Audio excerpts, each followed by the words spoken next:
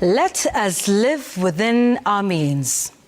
That has been the rallying call from our government to its citizens.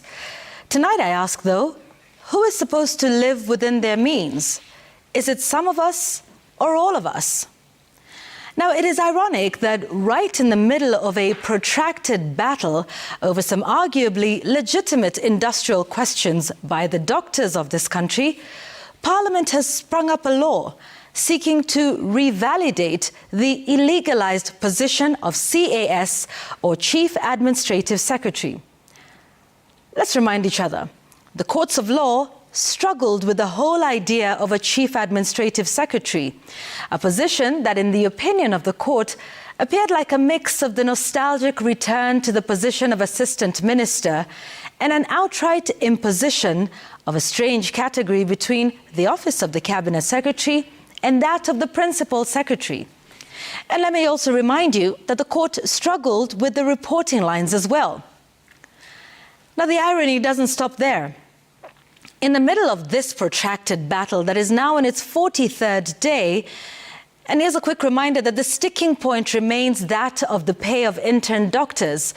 The doctors are only asking for the 2017-2021 collective bargaining agreement to be honoured, which states that intern doctors be paid a salary of 206,000 shillings.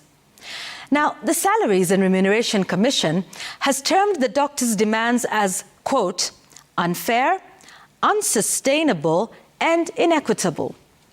However, there was nothing unfair, unsustainable, or inequitable about the proposals the very same commission made regarding the CAS salaries. You see, the Commission has recommended a monthly salary of 780,000 shillings a month, an amount even higher than that of members of Parliament.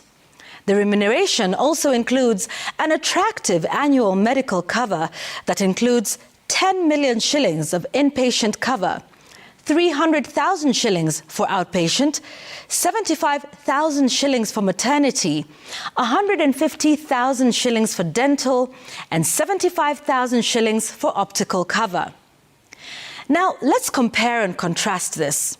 The intern doctors receive about half the dental and optical cover the CSs would based on that proposal.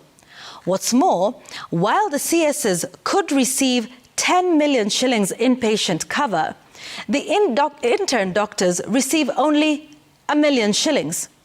Never mind that they are at greater risk of contracting diseases and illness due to the nature of their work. Now, the same SRC proposes an outpatient cover of 300,000 shillings for Chief Administrative Secretaries, but only gives intern doctors 100,000.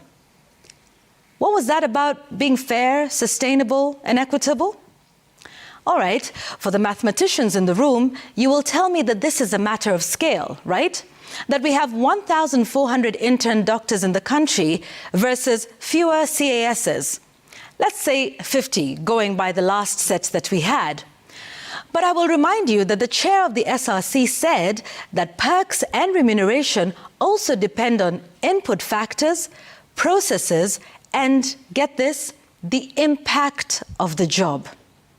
Now, I will let you be the judge about the impact of CASs versus intern doctors.